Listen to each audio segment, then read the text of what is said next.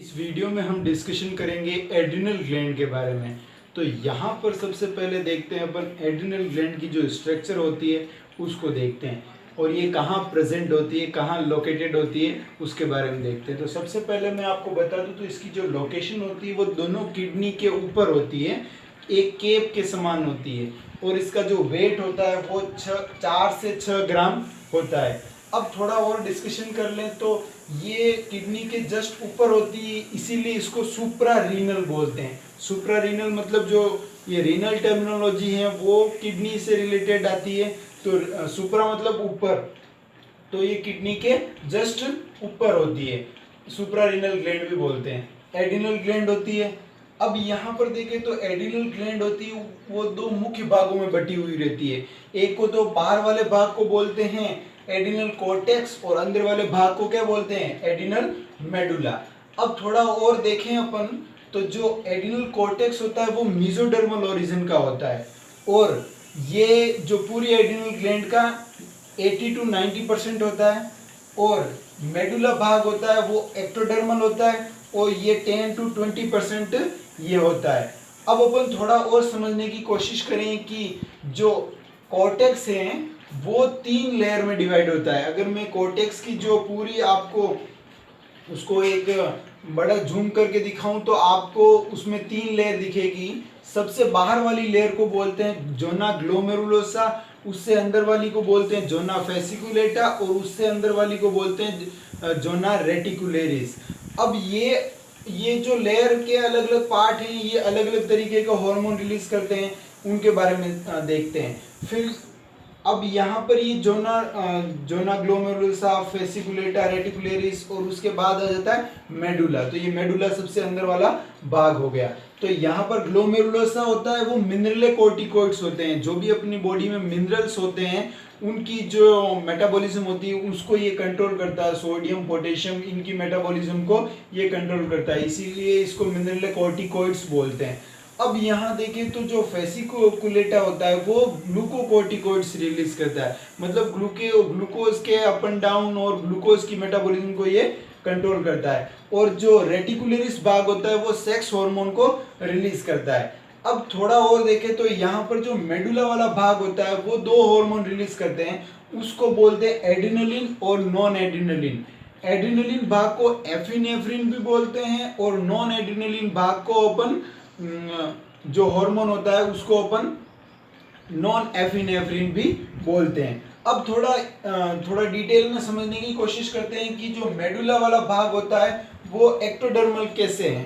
तो जो यहाँ पर जो जब एम्ब्रियोनिक डेवलपमेंट हो रहा होता है तब यहाँ पर कॉर्टेक्स वाला भाग अलग जर्मिनल लेयर से बनता है और मेडुला वाला भाग होता है वो अलग जर्मिनल लेयर से बनता है। जो एक्टोडर्मल अपना नर्वस सिस्टम है वो एक्टोडर्मल का होता है। तो यहाँ पर देखें तो जो मेडुला होता है इसकी संरचना सिंपैथेटिक नर्वस सिस्टम या अनुकंपी तंत्रिका की रूपांतरित तंत्रिकाओं से होता है।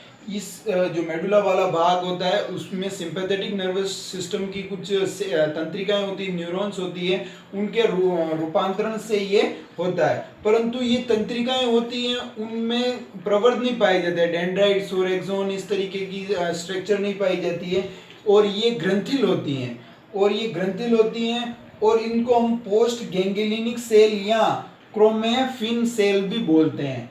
अब यहाँ आपको समझ में आ गया है कि जो मेडुला वाला भाग होता है वो एक्टोडर्मल ओरिजिन का होता है, नर्वस सिस्टम का ही एक रूपांतरण होता है। जब एम्ब्रियोनिक डेवलपमेंट हो रहा होता है तब ये नर्वस सिस्टम का ही एक छूटा हुआ टुकड़ा होता है।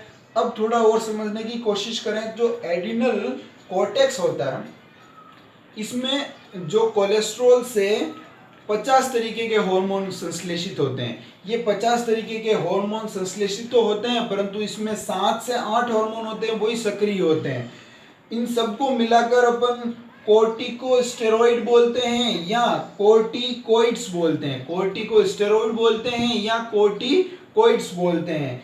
ये हार्मोन होते हैं जो एड्रिनल ग्लैंड के हार्मोन होते हैं, इनको लाइफ सेविंग हार्मोन भी बोलते हैं। अब अपन डिस्कशन करते हैं ग्लोमेरुलोसा के बारे में। मिनरल कॉर्टिकॉइड्स, जो ये मिनरल कॉर्टिकॉइड्स होते हैं वो जो कॉर्टेक्स की लेयर होती है जिसको बोलते हैं जोना ग्लोमेरुलोसा, वहां से ये रिलीज होते हैं। मुख्यतः इसमें एल्डोस्टेरोन और डीऑक्सीकोर्टिकोस्टेरोन इसमें आता है। अब यहाँ पर जो ये एल्डोस्टेरोन है उसको सोल्ट रिटेनिंग हार्मोन भी बोलते हैं।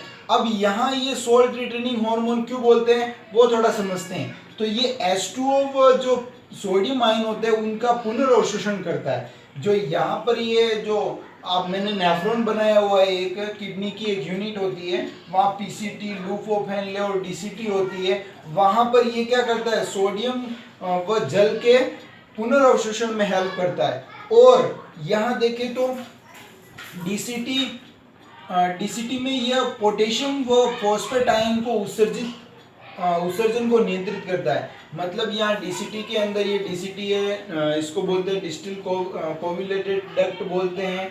ये यहाँ पर पोटेशियम व फॉस्फेट आयन के उत्सर्जन को नियंत्रित करता है, इसीलिए सोल्ट रिटेनिंग हार्मोन बोलते हैं। अब थोड़ा और देखें तो जो एक्स्ट्रा सेलुलर फ्लूइड होता है और जो ब्लड होता है वहां पर सोडियम, पोटेशियम क्लोराइड और H2O की उपयुक्त मात्रा को ये बनाए रखता है।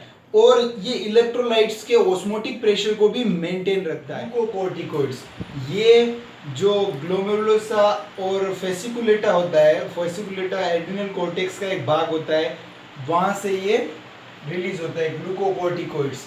इसके अंदर बहुत तरीके के हार्मोन आते हैं, कोर्टिसोल, कोर्टिसोन और कोर्टिकोस्टेरोन ये आते हैं। तो कोर्टिसोल होता है वो मुख्यतः ग्लूकोकॉर्टिकॉइड्स होता है। अब यहाँ थोड़ा और समझने की कोशिश करें तो ग्लूकोकॉर्टिकॉइड्स अपने ग्लूकोज की मेटाबॉलिज्म को कंट्रोल करता है। अब यहाँ ग्लूकोकॉर्टिकॉइड्स के फंक्शन हैं उनको डिस्कशन करते हैं। तो फंक्शन क्या है कि ये तनावरोधी हार्मोन भी हैं, ब्लड में ग्लूकोज, अमीनो एसिड व फैटी एसिड होते हैं उनके लेवल को ज़्यादा करता है।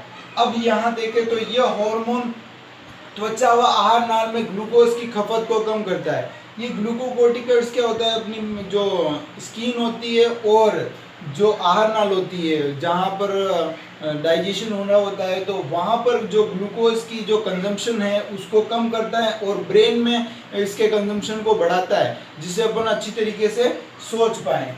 और ये क्या करता है, ये यकृत में ग्लूकोजेनेसिस मतलब नए ग्लूकोज के निर्माण करता है, ग्लूकोनियोजेनेसिस को भी बढ़ाता है। अब ग्लूकोजेनेसिस ग्लाइकोजन के टूटने से भी बनेगा और ग्लूकोनियोजेनेसिस मतलब फैटी एसिड, अमीनो एसिड, इनसे क्या बनेगा, ग्लूकोज बनना। ये ग्लूकोनियोजेनेसिस को बढ़ाता है ये हार्मोन।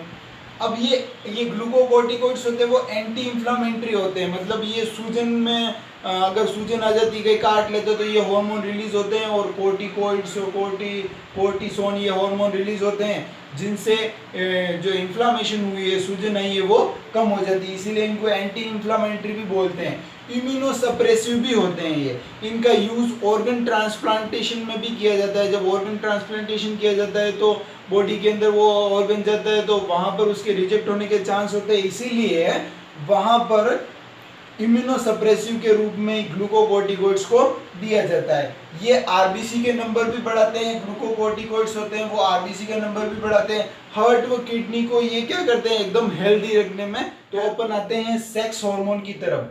जो एड्रिनल कॉर्टेक्स की जो जोना रेटिकुलरिस भाग होता है वहां से सेक्स हार्मोन रिलीज होते हैं। जो इस रेटिकुलरिस की दो सेल्स होती है वो दोनों लिंगों के हार्मोनों को स्रावित करती है, एंड्रोजन व एस्ट्रोजन।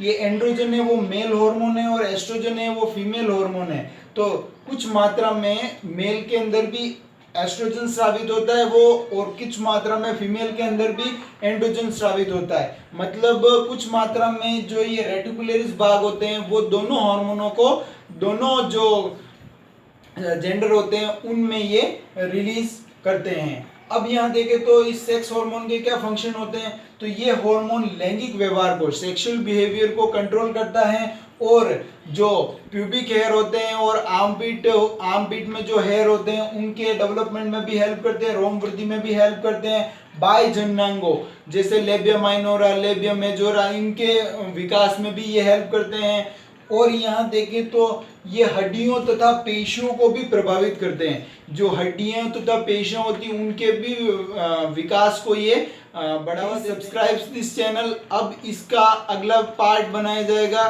कल। Thank you.